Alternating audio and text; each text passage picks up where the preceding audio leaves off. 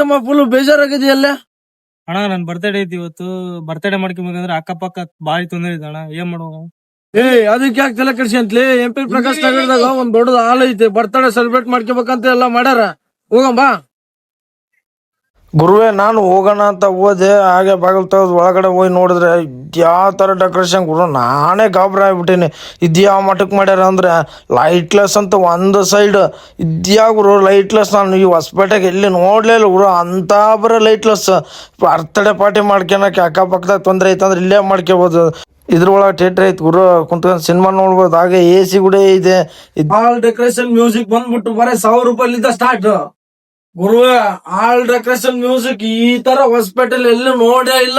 ನಿಮ್ ಮನೆಯಲ್ಲಿ ಫಂಕ್ಷನ್ ಯಾವ್ದೇ ರೀತಿ ಡೆಕೋರೇಷನ್ ಬೇಕಪ್ಪ ಅಂದ್ರೆ ಇವ್ರನ್ನ ಕಾಂಟ್ಯಾಕ್ಟ್ ಮಾಡಿದ್ರೆ ಅದೇ ರೀತಿ ನಿಮಗೆ ಡೆಕೋರೇಷನ್ ಮಾಡಿ ಕೊಡ್ತಾರೆ. MP ಪ್ರಕಾಶ್ ನಗರಲ್ಲಿದ್ದ ಸ್ಟ್ರೇಟ್ ಆಗಿ ಹೋಗಿ ಬಲಗಡೆ ಒಳ್ಳಿದ್ರೆ ಸೀದಂಗೆ ಓದ್ತಾ ಇದ್ರೆ ಒಂದೇ ರೋಡ್ ಗುರು.